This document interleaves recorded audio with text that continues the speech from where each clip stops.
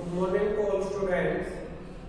बेटा हमने last time dimensional analysis complete कर लिया था अपना।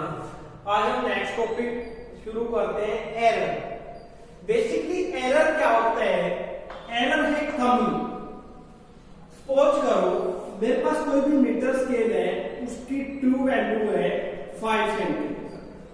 मैंने किसी भी पर्सन को मेजर करने के लिए दिया और उस पर्सन ने उसको मेजर कर दिया 4.99 सेंटीमीटर। तो बेटा मेरे पास ट्रू वैल्यू कितनी थी? 5।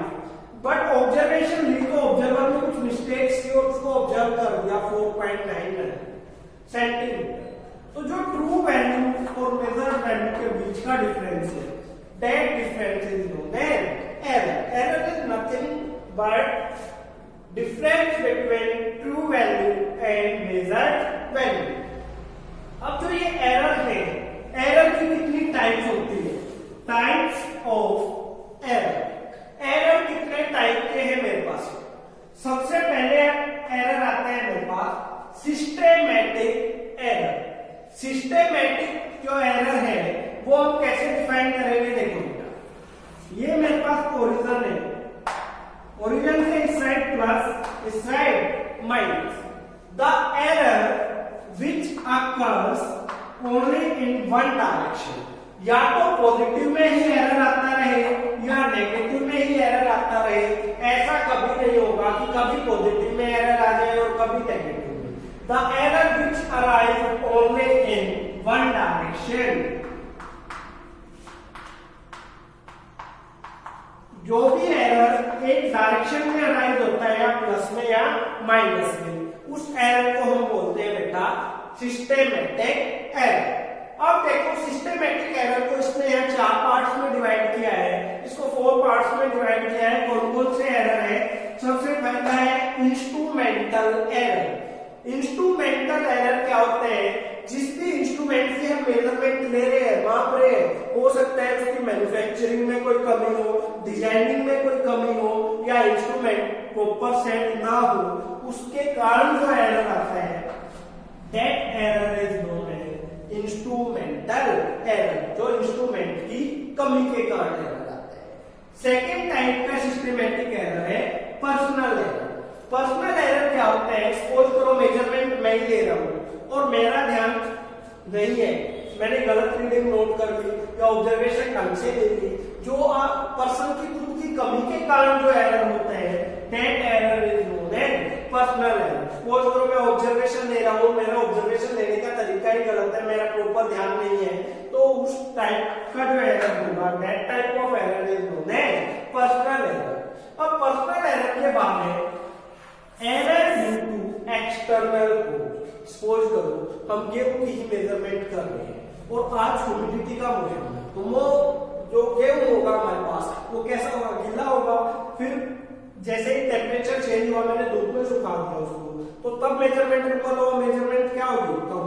मतलब मौसम के चेंज के कारण, टेम्परेचर प्रेशर चेंज होने के कारण, फिजिकल एनवायरनमेंट चेंज होने के कारण जो एरर होता है, that error is known as error due to external cause.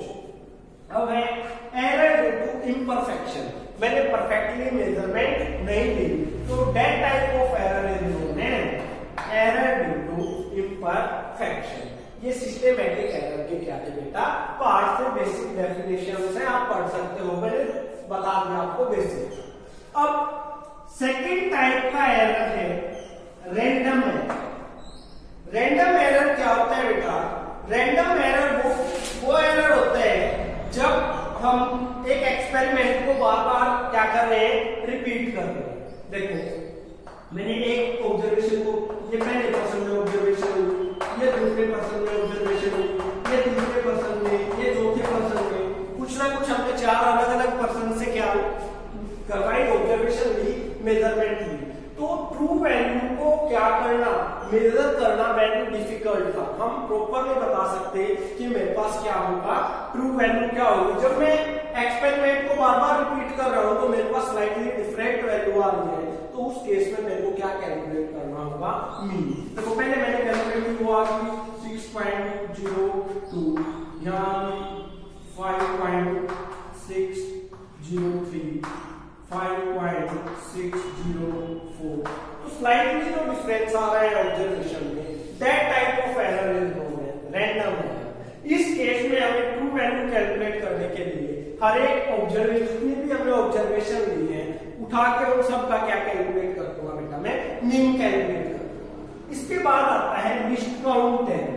List count क्या होता है हमें ये पता होना चाहिए बेटा। देखो जैसे कि मीटर स्केल है,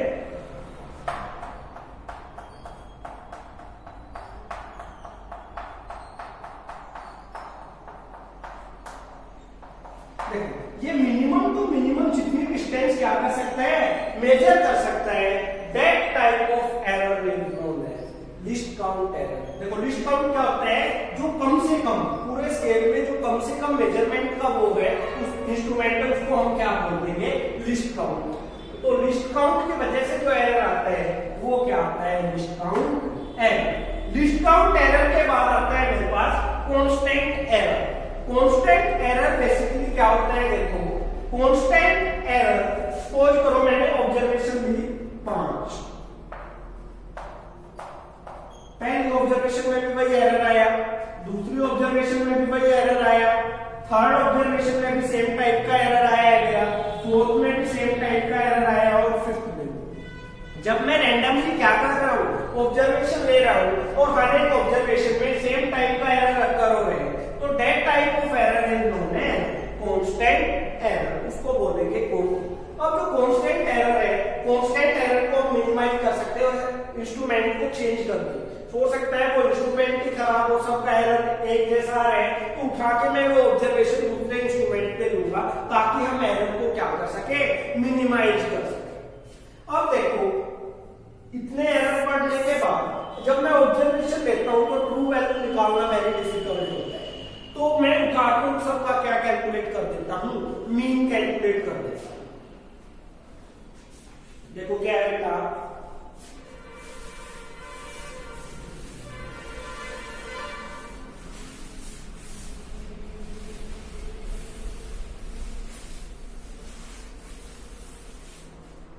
सपोज करो मैंने ऑब्जर्वेशन ले ली A1, A2, A3, A4, A5, 5 candidate थे, पांचों कैंडिडेट्स को बोला मैंने ऑब्जर्वेशन लो, सबकी ऑब्जर्वेशन लिया।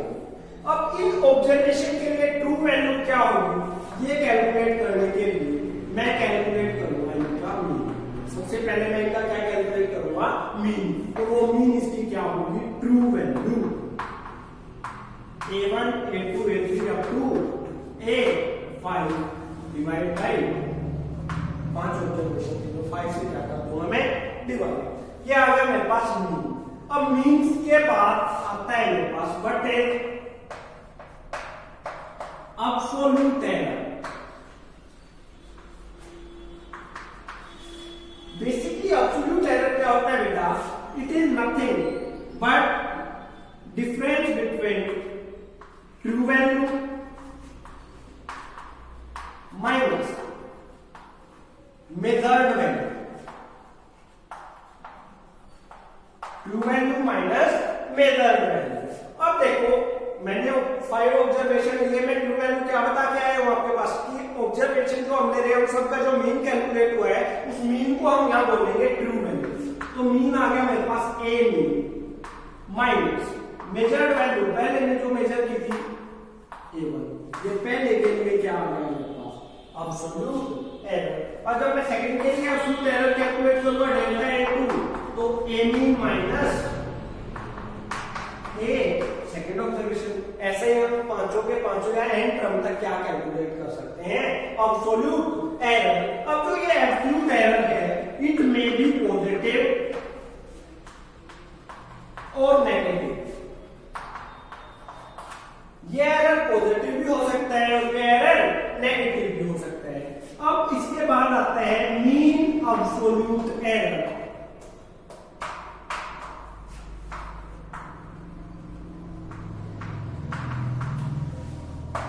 मीन एब्सोल्यूट एरर नाम से ही पता लगने लग रहा है, जो भी एब्सोल्यूट एरर आए हैं हमारे पास उन सब का क्या कैलकुलेट कर देंगे, हम मीन कैलकुलेट कर देंगे। एब्सोल्यूट को हम डेल्टा ए से डिनोट करते हैं। तो डेल्टा ए मीन कैलकुलेट कर देंगे। देखो पहली ऑब्जर्वेशन क्या है, डेल्टा ए1 मीन की, चाहे ये प्लस क्या है चाहे ये माइनस क्या है, हमेशा हमने इसका मैग्नीट्यूड लेना है। मैग्नीट्यूड का क्या मतलब है, मैग्नीट्यूड नेगेटिव क्वांटिटी को भी क्या बना देगा बेटा, पॉजिटिव बना देगा। सपोज करो डेल्टा ए2 नेगेटिव थी तो भी मैंने इसका क्या लेना है, magnitude delta A 5 divide by 5। जो एब्सोल्यूट एरर था वो अगर मैं एब्सोल्यूट एरर का मीन कैलकुलेट कर दूंगा तो मेरे पास क्या आ जाएगा, मीन एब्सोल्यूट एरर। अब मीन एब्सोल्यूट एरर के बाद आपके पास टर्म आती है बेटा what is relative error. What is relative error. Relative error क्या होगा, ये हमें क्या करना है, calculate. It is the ratio of mean absolute error, mean absolute error divided by mean। जो ऑब्जर्वेशन का मीन आया है और मीन एब्सोल्यूट एरर आया है, दोनों के रेशियो को हम क्या बोल देंगे, रिलेटिव एरर। अब रिलेटिव एरर से नेक्स्ट मेरे को कैलकुलेट करना होता है परसेंटेज एरर। परसेंटेज एरर बेटा, परसेंटेज एरर हम कैसे कैलकुलेट करेंगे, अगर मैं रिलेटिव एरर को 100 से मल्टीप्लाई कर दूं तो मेरे पास आ जाएगा percentage error. Relative error multiply by में 100 is known as percentage error. ये एरर की बेसिक डेफिनेशन थी, बेसिक मैथमेटिकल टर्म थी। अब इनका यूज करके हम क्वेश्चन सोल्व करते हैं। देखो बेटा इन सबको मैं क्वेश्चन की हेल्प से आप समझने की कोशिश करना, क्या होगा वो देखो।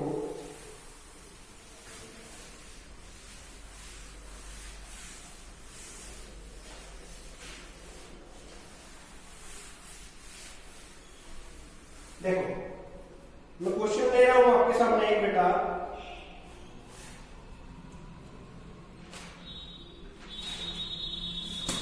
the length of a cylinder when measured using a vernier caliper is found to be। देखो पहले पर्सन ने जो सिलेंडर की लेंथ मेजर की वो है 2.27 सेंटीमीटर। जो सेकंड पर्सन ने सिलेंडर की लेंथ मेजर की वो है 2.31 सेंटीमीटर। जो थर्ड पर्सन ने मेजर की वो है 2.28 सेंटीमीटर। जो फोर्थ पर्सन ने की वो है 2.29 सेंटीमीटर और ये होगा 2.36 centimetre, 2.26 centimetre and 2.28 centimetre. Suppose करो मेरे पास थे 7 ऑब्जर्वर ने किसी सिलेंडर की लेंथ मेजर की। मैंने हर एक ऑब्जर्वर की ऑब्जर्वेशन को क्या किया, नोट कर लिया, हर एक ऑब्जर्वर की ऑब्जर्वेशन को। अब इसमें बोल रहे हैं calculate all type of error. इस क्वेश्चन में हर एक टाइप का एरर हमें क्या कैलकुलेट करना पड़ेगा। तो सबसे पहले कैलकुलेट करनी होगी मेरे को ट्रू वैल्यू। इनसे मैं ट्रू वैल्यू कैसे कैलकुलेट कर सकता हूं, मैं अभी बता के आया हूं आपको। ट्रू वैल्यू क्या होता है, सारी क्वांटिटीज का मीन। अगर इन सारी क्वांटिटीज का मैं मीन कैलकुलेट करूं वो मीन होगा मेरे पास ट्रू वैल्यू।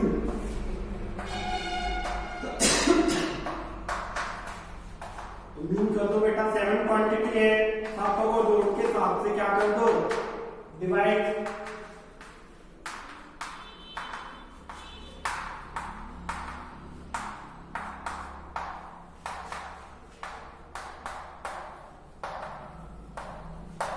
डिवाइड बाय में 7। इन सबको जोड़ के जब आप डिवाइड करोगे 7 से तो आपके पास क्वांटिटी आ जाएगी 2.29 अप्रोक्सीमेट। ये आ गई आपके पास ट्रू वैल्यू। अब मीन के बाद मेरे को कैलकुलेट करना है एब्सोल्यूट एरर। आपको बता के आया हूं एब्सोल्यूट एरर को डेल्टा से डिनोट करते हैं। तो डेल्टा A1 क्या फॉर्मूला बताया था मैंने, a mean minus first observation A1 mean कितना है आपके पास 2.29 माइनस 2.27 क्या आ गया आपके पास 0.02 centimetre. Delta A2 second observation का मीन क्या होगा आपके पास? मीन तो आपने 2 वैल्यू कैलकुलेट कर ली 2.29, सेकंड ऑब्जर्वेशन आपके पास 2.31, कितना गया -0.02 सेंटीमीटर। ऐसे ही डेल्टा A3 कैलकुलेट करो बेटा, डेल्टा A3 क्या होगा 2.29 -2.28 कितना आ गया 0.01 centimetre. Delta A4 fourth quantity का एब्सोल्यूट एरर 2.29 -2.29 0। फिफ्थ क्वांटिटी का क्या निकालेंगे हम? Absolute error 2.29 -2.36 0.07 centimetre. 26 है next. Delta A6 2.29 -2.26 0.03 centimetre. 2.29 -2.28 0.01 centimetre. अब ये मैंने कैलकुलेट कर दिया एब्सोल्यूट एरर। क्या कैलकुलेट कर दिया? Absolute error. एब्सोल्यूट के बाद कैलकुलेट करना है मेरे को mean absolute error. Mean absolute error मतलब जितने भी एब्सोल्यूट एरर आए हैं उठा के उनका मीन कैलकुलेट कर दो। डेल्टा A1 का मैग्नीट्यूड 0.02 प्लस -0.02 माइनस क्वांटिटी को भी नोट से बाहर आएगा तो क्या आ जाएगा प्लस, को मैग्नीट्यूड लेना है, मैग्नीट्यूड नेगेटिव को भी क्या कर देगा पॉजिटिव।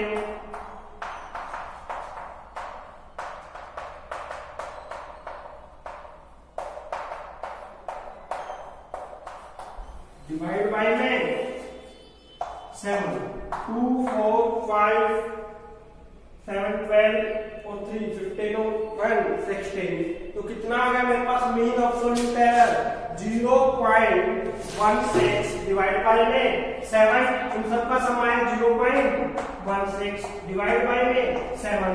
जब मैं दोनों को डिवाइड करूंगा तो मेरे पास आ जाएगा 0.0228 सेंटीमीटर।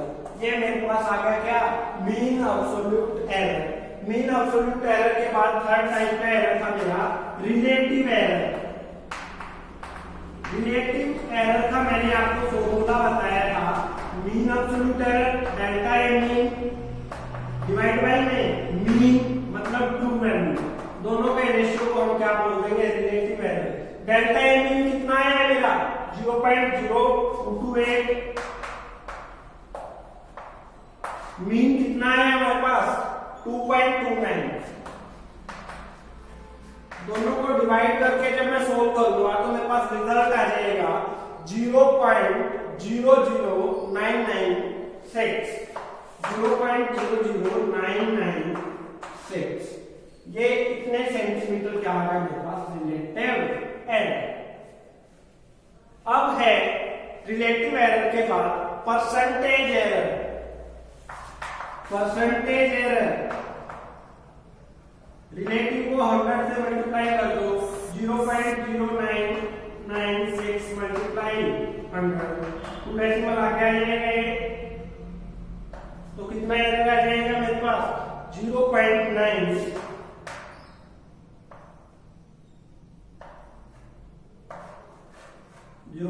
सेंटीमीटर क्या 0.9% मेरा क्या आ जाएगा परसेंटेज एरर। इसी तरह बेटा मैं आपको क्वेश्चन दूंगा और आपको इसके हेल्प से एरर के क्वेश्चन फाइंड आउट करूंगा। Thank you.